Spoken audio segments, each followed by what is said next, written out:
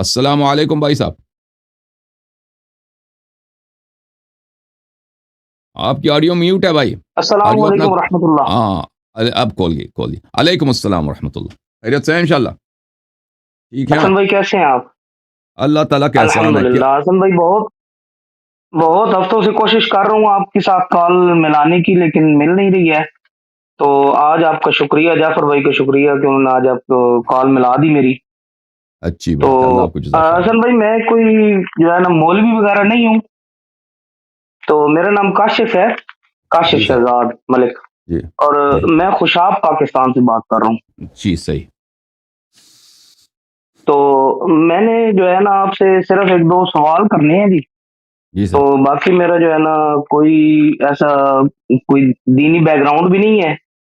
مطلب میں نیا نیا جو ہے نا اس تحقیق کے میدان میں آیا ہوں. تو داڑھی تو ہے بریلیت بھائی. چھوڑ کے داڑھی تو دیوبندیت آپ کی پہلے حدیث. بالکل جی مولویوں. داڑھی آپ کی مولویوں جیسی. ٹھیک ہے نا. صحت بھی جی مولویوں وہ جیسی. ہمیں بتایا گیا ہے نا کہ حضور صلی اللہ تعالی وسلم کی داڑھی اس طرح تھی، تو ہم، اس لیے ان کی شبہات اختیار کرنے کے لیے ہم نے یہ داڑھی بڑھا لی. چلیں ٹھیک ہے بھائی.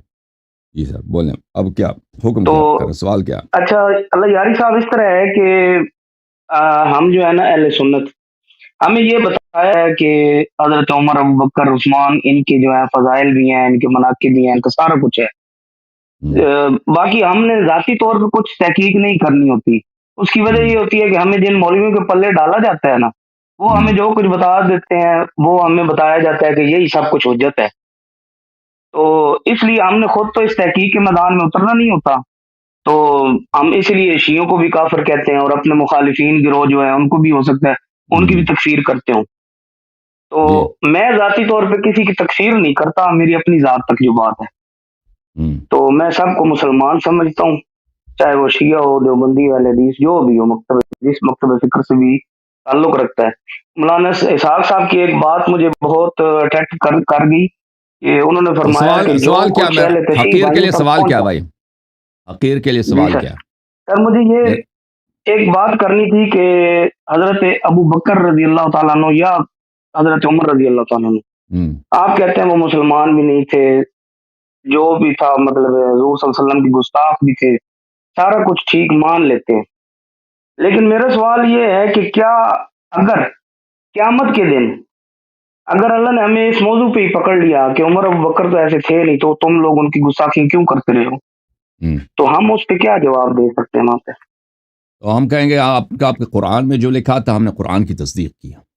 جب قرآن مجید نے فرما جی دیا جی ہے ان کے جی مذمت جی میں آئے حق عمل نازل ہوئی ہے نا. ان کے مذمت میں ان الذین صحیح. ینادونک من وراء الحجرات اکثرهم لا يعقلون ان شر الدواب عند اللہ الصم جی البکم الذین لا يعقلون. ہم کہیں گے کہ ہم نے آپ کے قرآن کی تصدیق کی، اور یہ ہو ہی نہیں سکتا نا. یہ اس طرح کوئی سوال کرے کہ اگر قیامت کے دن ہم، پتہ چلے کہ اللہ ایک نہیں چار ہے، ہم، قیامت کے دن پتہ چلے اللہ کے تو ہم. 10 بیٹیاں بھی ہیں، بیویاں بھی ہیں، تو اس دن کیا کرو گے؟ تو یہ ایک ایسی بات ہے نا کہ جو ناممکن ہے، ہو ہی نہیں سکتی. جب اللہ نے کہہ دیا، جب واضح دلائل سے ثابت ہو گئے کہ نبی پاک صلی اللہ علیہ وآلہ جی وسلم کے برحق جانشین اہل بیت اطہار علیہم السلام، اس کے دلائل بے شمار ہیں. جی ان کے جو برحق خلیفہ ہے، جی وصی ہے، ان کے بعد جو برحق بلا فصل امام ہے وہ حضرت امیر المؤمنین علی بن ابی طالب علیہ السلام ہے. جب یہ ثابت ہو گیا ایک جانب، دوسری جانب سے یہ بھی ہوگا کہ یہ جی سیاست کے لیے، دنیا کے لیے ان لوگوں نے خلافت امامت پہ قبضہ کیا ہے، اور ان کے جی ہم نے آپ کی اپنی کتابوں سے ان کے کارنامے ثابت کیے ہیں. تو پھر تو بحث جی کی کوئی گنجائش ہی نہیں رہتی نا. کہ پھر یہ کہہ دیں کہ اللہ نے اگر کہہ دیا، اللہ کیسے کہہ سکتا ہے بھائی کہ تم نے قرآن کی کیوں مخالفت کی ہے، کہ تم نے قرآن کی کیوں اتباع کیا، قرآن کی کیوں تصدیق کیا، ٹھیک ہے، میرے حبیب صلی اللہ علیہ وسلم کی شریعت کی جی کیوں پیروی کیا. یہ تو ہو نہیں سکتا نا بھائی. ٹھیک ہے جی نا بھائی. صحیح ہو گیا. اور سر یہ پوچھنا تھا کہ رسول اللہ صلی اللہ علیہ وسلم نے ہمیں بتایا کہ اللہ ایک ہے، ہم نے مانا کہ اللہ ایک ہے. ہوں. رسول اللہ صلی اللہ علیہ وسلم کے ہوتے ہوئے حضرت ابوبکر، عمر، عثمان سب موجود تھے. انہوں نے گستاخیاں بھی کی، انہوں نے مطلب آپ کہتے ہیں شرک بھی کیا، سارا کچھ کیا. تو رسول اللہ صلی اللہ علیہ وسلم نے اپنی زندگی میں ان کو مطلب خارج کیوں نہ کیا اسلام سے، یا ان کا اعلان کیوں نہ کیا کہ یہ لوگ کافر ہو چکے ہیں یا مشرک ہو چکے ہیں؟ کر دیا نا بھائی. جی سر. یہ سورہ حجرات جو نبی صلی اللہ علیہ وسلم نے پڑھی ہے، تلاوت کی، اپنے نمازوں میں پڑھی، صحابہ کو بولا کہ خطبے دیے ہیں، بتایا ہے کہ اس کی سب کو پتا کہ اس کی شان نزول کیا ہے. جب یہ لوگ جنگ سے بھاگے تھے، سب صحابہ ان کو گالی دے رہے تھے کہ یہ جنگ سے بھاگ کے ڈرپوک ہیں، اور اس سے 2 ہفتے پہلے انہوں نے بیعت کی تھی کہ ہم مریں گے مریں گے لیکن ہم وہ بھاگیں گے نہیں. تو یہ تو کہنے کی ضرورت ہی نہیں ہے. جب سب لوگوں کو پتا ہے، اتنا واضح طور پہ پتا ہے کہ ان کا کردار ہی ایسا ہے کہ انہوں نے ایک دفعہ بیعت کرتے ہیں کہ ہم بھاگیں گے نہیں. قرآن کی آیات موجود ہے کہ پیغمبر صلی اللہ علیہ وسلم پہ وعدہ کرتے ہیں، خطبے دیتے ہیں کہ اگر تم جنگ سے بھاگ جاؤ گے یہ گناہ کبیرہ ہے، ہمیشہ کے لیے جہنم میں جاؤ گے. اور پھر یہی بھاگ جاتے ہیں سب کے سامنے. تو پھر بھائی آپ کہتے ہیں پھر پیغمبر نے کیوں خبر نہیں؟ پیغمبر نے خبر دی ہے نا. آپ تاریخ پڑھیں. آپ لوگ کیوں تصدیق نہیں کرتے؟ پیغمبر نے بولا ہے، اللہ نے بولا ہے، وہ باتیں بہت واضح ہیں. تعجب یہ ہے کہ آپ اپنے آپ کو امتی بھی کہتے ہو، داڑھی بھی رکھتے ہیں نا، کہ یہ نبی صلی اللہ علیہ وسلم کی سنت ہے، لیکن ان کی اصل سنت جو ہے اس کو مانتے نہیں ہیں، ان کی اصل بات کو تو مانتے نہیں ہیں. ٹھیک ہے کہ نہیں؟ صحیح ہو گیا. اچھا سر، ایک بات مجھے یہ پوچھنی تھی کہ متع کے متعلق. متع ہم نے جو بچپن سے سنا ہے کہ متع جنگ خیبر کے موقع پہ حرام ہوا تھا. حضرت علی کی ایک حدیث ملتی ہے جس میں انہوں نے فرمایا تھا کہ جنگ خیبر کے موقع پر رسول اللہ صلی اللہ علیہ وسلم نے عورتوں سے متع اور گدھے کے کھانے کو حرام قرار دے دیا ہے. جی، جہاں تک گدھے کے کھانے کا تعلق ہے، آپ کے لیے حجت نہیں ہے. جی میں آپ کو بتا دیتا ہوں، آپ کی احادیث ہم پہ حجت نہیں. جہاں تک گدھے کا تعلق ہے تو وہ نبی صلی اللہ علیہ وسلم نے منع کیا تھا، اس لیے کہ لوگوں کو ضرورت تھی گدھوں کی. گدھے ادھر ادھر سامان لے جانے، وہ تحریم نہیں کیا تھا، پیغمبر نے عارضی طور پہ منع کیا تھا. تو یہ ایک نسخ، حکم کا نسخ نہیں ہے، یہ عارضی طور پہ ایک منع ہے. جہاں تک متع کا تعلق ہے میرے محترم بھائی، تو آپ کی اپنی کتابوں میں آپ کو بہت سارے دلائل دے دیتا ہوں کہ متع کو پیغمبر صلی اللہ علیہ وآلہ وسلم نے منع نہیں فرمایا. اچھا، اور اس کو بعد میں منع کیا گیا. اور یہ جو آپ نسبت دیتے ہیں نا کہ جنگ خیبر کے موقع پر رسول اللہ صلی اللہ علیہ وآلہ وسلم نے اس کو منع کیا، یہ ایک جھوٹ ہے، ایک تہمت ہے. پہلی بات ہے کہ متع کی جو حلیت ہے وہ قرآن میں، فَمَسْتَمْتَعْتُمْ بِهِ مِنْهُنَّ فَآتُوهُنَّ أُجُورَهُنَّ فَرِيضَةً. جن عورتوں کے ساتھ تم متع کرو تو ان کو ان کی تنخواہ دے دو، ان کی اجرت یعنی تنخواہ ان کو دے دو. اور قرآن میں ہمیں کوئی آیت دکھائیں کہ یہ جو ہے اس کو اللہ تعالیٰ نے قرآن میں کہیں نسخ کیا. تو قرآن میں تو اس کی کوئی نسخ نہیں ہے. جہاں تک سنت کی بات ہے، صحابہ کرام کی اپنی باتیں بہت واضح ہیں کہ یہ کبھی نسخ نہیں ہوئی. میں آپ کو اس مسلم کے دکھا دیتا ہوں، اور اس بحث اس میں بہت طویل کر سکتے ہیں، لیکن طویل بحث کرنے کی ضرورت نہیں ہے. ملاحظہ فرمائیے، یہ کتاب ہے صحیح مسلم، چھاپ دار ہے دار الفکر، کتاب چھپی ہے سنہ 2010 دار الفکر بیروت لبنان میں. باب نکاح المتعہ، باب نکاح المتعہ، متعے کی نکاح کی باب. یہاں پر جو پہلی حدیث ہے عبداللہ ابن مسعود سے. عبداللہ ابن مسعود بہت ہی فقیہ صحابہ، بہت ہی عالم صحابہ اور قاری قرآن، جن کا متعلق رسول اللہ صلی اللہ علیہ وسلم کی حدیث ہے خود بخاری میں. من احب یا من سرہ ان یقرأ القرآن غضا کما انزلہ اللہ فلیقرأ بقراءۃ ام ابن عبد. جو چاہتا ہے کہ قرآن کو اسی طرح تازہ فریش پڑھے جیسے اللہ نے نازل کیا، وہ ابن مسعود کی تلاوت پہ قرآن سیکھے، اس کی تلاوت پہ قرآن پڑھے. اچھا، یہ خود کہتے ہیں کہ ہم رسول پاک صلی اللہ علیہ وسلم کے ساتھ جنگوں میں جاتے تھے. ہم نے کہا ہمارے پاس عورتیں نہیں ہوتی تھی، ہم نے کہا کہ خسی کر دیں، تو پیغمبر نے منع فرمایا، نبی صلی اللہ علیہ وسلم نے منع فرمایا. پھر انہوں نے ہمیں اجازت دی کہ ہم کسی عورت کے ساتھ نکاح کر دیں اجل تک. ان ننکح المرأة بالثوب الى اجل، ایک ثوب کے بدلے میں ایک کپڑا، جو ایک دھوتی وغیرہ جو ہوتا ہے، دھوتی کو عرب ثوب بولتے ہیں، ایک کپڑا، 1-2 میٹر کپڑے کے بدلے میں کسی عورت کے ساتھ ہم نکاح کر دیں. الى اجل، نکاح کر دیں. وہ نکاح جو ٹیمپرری ہے، جس کا ایکسپائری ڈیٹ ہے، اجل بولتے ہیں ایکسپائری ڈیٹ کو، اس کا ایک مدت انقضاء ہے کہ وہ اس کے بعد پھر وہ خود بخود ختم ہو جاتا ہے.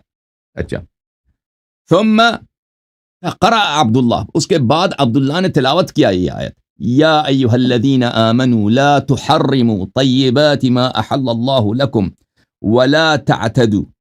اے ایمان والو تم، یہ اس آیت کا متع سے تعلق ہی کیا ہے؟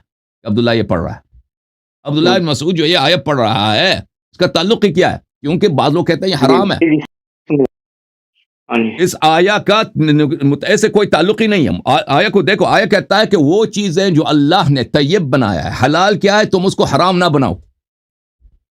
یعنی بے عبداللہ شک ابن مسعود مخالفت کا اظہار کر رہا ہے کہ اس کو پیغمبر نے کبھی حرام نہیں کیا. ان اللہ لا يحب المعتدین, اللہ تعالی حد سے تجاوز کرنے والوں سے محبت نہیں کرتا.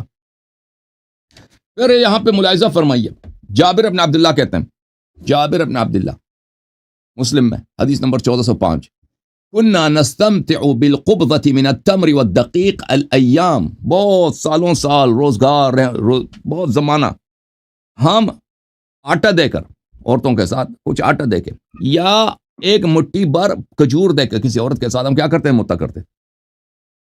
علی عہد رسول اللہ صلی اللہ علیہ وسلم, پیغمبر رسول اللہ صلی اللہ علیہ وسلم کے زمانے میں, ابی بکر, اور ابی بکر کے زمانے میں حتی نہا عنہ عمر. پھر کس نے منع کیا؟ عمر نے منع کیا.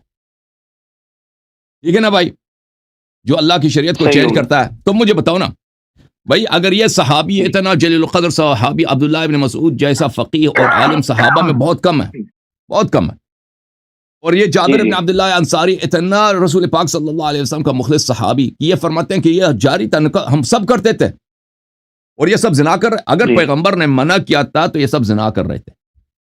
اگر ایک چیز باطل ہے, نکاح ہی نہیں ہے, وہ یہ سب زنا کر رہے تھے تھا اس وقت تک کہ عمر نے منع کیا ہے. تو یہ بھائی یہ ہو ہی نہیں سکتا کہ یہ سب زناکار تھے, ہو ہی نہیں سکتا. یہ سب اس کو شرعی سمجھتے تھے. بعد میں پیغمبر یہ خود کہہ رکھے نہیں کس سے تھا, نہیں عمر سے, عمر نے نہ کیا ہے. اچھا, یہ آپ کی خدمت میں ایک مختصر طور پر. تو اس میں ایک طرف سے تو متعے کے جواز ہے, دوسری طرف بلی ام لہم شرکاء شرعوا لہم من الدین ما لم یأذن بہ اللہ. اللہ تعالیٰ فرماتا ہے جو دین میں بدعت داخل کرتا ہے, دیکھو اللہ کے احکام کو چینج کرنا. ابھی میں آ جاؤں نا آپ کے لیے کوئی شریعت بنا دوں تھوڑی موٹی سے, کہہ دوں کہ بھئی یہ مستحب ہے, یہ واجب ہے. مثلا ماہ رمضان کا روزہ واجب ہے, میں کہہ دوں کہ بھئی ایک اور ہے, ایک اور مہینہ کہہ دوں ذوالقعدہ میں بھی روزہ واجب ہے. ٹھیک ہے نا, اپنے سے کچھ اضافہ کروں. تو جو اللہ کی شریعت کو چینج کرتا ہے, ام شرعوا لهم من الدین ما لم یأذن بہ ام لهم شرکاء شرعوا لهم ما لم یأذن بہ اللہ, یا ان کے پاس کوئی اور بھی رب ہیں, ان کے پاس اللہ تعالیٰ وحدہ لا شریک کے علاوہ اور بھی خدائیں ہیں, بھگوان ہیں, جو انہوں نے اجازت دی ہے کہ تم بھی شریعت بناتے جاؤ. پتہ کیا چلا میرے محترم ناظرین, جو بدعت لاتا ہے دین میں, شریعت کو چینج کرتا ہے, اللہ تعالیٰ نے اس کو قرآن میں مشرک کہا ہے, مشرک کہا. اب تم خود سنبھال لو بھائی آگے جا. اوکے جی جی بے شک ایسے ہی ہے جی. وہ اس طرح کی 2-3 چیزیں ہمیں اپنے احادیث میں ملتی ہیں جو حضرت عمر کے دور میں آئی ہیں, اس سے پہلے نہیں تھی. مثال کے طور پر ایک چیز بتا دیتا ہوں, وہ تراوی کی نماز. اب ہمارے اہل سنت جو ہے بریلوی دیوبندی, وہ اس کو واجب قرار دیتے ہیں کہ اس کے بغیر تو روزہ بھی نہیں ہوتا. بعض یہ بھی کہتے ہیں. تو اہل حدیث جو ہے وہ اس چیز کو نہیں مانتے, وہ کہتے ہیں یہ نفل نماز اگر کوئی پڑھنا چاہے تو پڑھ سکتا ہے, نہیں تو جماعت کی ضرورت نہیں ہے. تو اس کے علاوہ مجھے ایک سوال یہ تھا کہ جو علم عباس ہے یا علم جو لگانا ہوتا ہے, میں لوگ معذرت ہمارے چاہتا ہوں علم کاشف پاک بھائی, یہ آپ کے آخری سوال ہے, اس کے بعد میں دوسرا کالر کھولوں گا. ٹھیک ہے نا, بسم اللہ کریں. جی جی ضرور انشاءاللہ. میں یہ صرف پوچھنا چاہتا تھا کہ جو علم ہے, علم کی کیا تاریخ ہے, اور یہ جو ہمارے یہاں پاکستان انڈیا میں جو ہوتا ہے نا جی, علم چھتوں پہ لگاتے ہیں, اس کے نیچے وہ دیے وغیرہ جلائے, اس کے سامنے کھڑے ہو کے دعائیں وغیرہ کی, اس چیز کی ذرا مجھے کچھ وضاحت فرما دیں. دیکھیں علم جو ہے تو یہ رسول اللہ صلی اللہ علیہ وسلم کی سنت ہے. پیغمبر صلی اللہ علیہ وسلم کی علم, جنگوں میں جاتے تھے علم نکال کے جاتے تھے, اور یہ علم اسلام کی عزت, اسلام کی شوکت اور اسلام کی نصرت کی نشانی تھی. یعنی جہاں پہ علم ہے یعنی وہاں پہ ایک سیف ایریا ہے, وہاں مسلمانوں کا جو نیوکلیس ہے, مسلمانوں کا جو مرکز ہے وہاں پر ہے. اور یہ علم جب تک بلند ہے, یہ علم جب تک لہرا رہا ہے, یعنی مسلمان ابھی شکست نہیں کھائے, مسلمان ختم نہیں ہوا. اگر یہ علم گر گیا, یہ علم ٹوٹ گیا, تو اس کا مطلب ہے کہ مسلمانوں کی لشکر بکھر گئی, ختم ہے. تو مسلمان اگر لشکر والے کوئی زخمی ہو جاتا ہے, کوئی دور اس کو کفار گھیرے میں لے لیتے ہیں, تو اس کی کوشش یہی ہوتی ہے کہ واپس آ جائے, جو اصل لشکر ہے اس کے ساتھ مل جائے تاکہ سیف رہے. اور یہ رسول اللہ صلی اللہ علیہ وسلم نے ہر جنگ میں انہوں نے علم کس کو دیا؟ امیر المؤمنین علی بن ابی طالب علیہ السلام. ایک جنگ بدر حمزہ کو دیا تھا, اس کے بعد حمزہ شہید ہو گئے تھے, پھر سب جنگوں میں امیر المؤمنین علیہ السلام کے دست مبارک میں علم ہوا کرتا تھا. اور علم اس کے ہاتھ میں ہوتا تھا جو لشکر کا کمانڈر ہو, جو لشکر کا لیڈر ہو. تو یہ رسول پاک صلی اللہ علیہ وسلم کی سنت ہے. اور پھر امام حسین علیہ السلام کا بھی علم تھا کربلا معلی میں. تو ہم جو شیعہ علم رکھتے ہیں وہ رسول پاک صلی اللہ علیہ وسلم کی سنت پر، حضرت امام حسین امیر المؤمنین علیہ السلام کی سنت پر کہ ان کی علم ہے. اور اس دکھ میں کہ یہ رسول پاک صلی اللہ علیہ وسلم کی علم جو ہے کربلا میں ٹوٹ گئی، یہ علم جو ہے زمین پہ گر گئی ہے، تو شیعہ اب اس کو بلند رکھتے ہیں کہ مولا ہم آپ کے علم کو اپنی سینوں پر اپنے آنکھوں پہ بلند رکھیں گے، اور علم آپ کا بلند ہے جب تک دنیا ہے. پیغمبر کا علم بلند ہے، امیر المؤمنین علی علیہ السلام کا علم بلند ہے، امام حسین علیہ السلام کا علم بلند ہے، پنجتن پاک کا علم بلند ہے. تو یہ اس کی ایک نشانی ہے، اس کی ایک نشانی ہے. ٹھیک ہے نا میرے بھائی؟ لیکن اللہ یاری بھائی اس میں صرف یہ پوچھنا تھا کہ علم جو ہے وہ جنگوں کی نشانی تو ہو گیا، جیسے آپ نے بتایا کہ جنگوں میں لے کے جایا کرتے تھے، تو اس کا گھروں کے اوپر لگانے کا تو کوئی ثبوت میرے خیال میں تو نہیں ہے. کوئی بات نہیں، ابھی جنگ نہیں ہو رہا، جنگ نہیں ہو رہا، ٹھیک ہے. لیکن ہم اس علم کو، یہ علم جو ہم اس علم کو بھولنے نہیں دیں گے. ہم نہیں کہتے کہ پیغمبر اپنے گھر پہ علم لگاتے تھے، ہم نہیں کہتے. یہ شاید لگاتے تھے، شاید نہیں لگاتے تھے، ہمیں ایسی خبر نہیں پہنچی کہ وہ اپنے گھر پہ علم لگاتے تھے. لیکن ہم جو علم لگاتے ہیں نا امام حسین علیہ السلام کی یاد میں، ٹھیک ہے نا. آپ مثلا ابھی آپ نے شلوار قمیض پہنی ہے، پیغمبر نے شلوار قمیض بھی نہیں پہنا نا، آپ نے پہنا. اب کوئی کہتا ہے کہ بھئی آپ نے غلط کام کیا، نہیں کام کیا غلط نہ. تو پیغمبر صلی اللہ علیہ وسلم کی علم ہے، ائمہ اطہار علیہ السلام کی علم ہے، ان کی علم ہے. شیعہ اس علم کی یاد کو زندہ رکھتے ہیں. کربلا میں جو اہل بیت علیہ السلام پہ ظلم ہوا ہے، جو آل رسول صلی اللہ علیہ وسلم پہ اس امت نے کیا ہے، دوسروں نے نہیں کیا ہے، اس امت والوں نے کیا ہے، اس کو ہم زندہ رکھیں گے. تھینک یو سر، اللہ آپ کو جزائے خیر، سلامت رہو. بہت شکریہ. اللہ تھینک یو.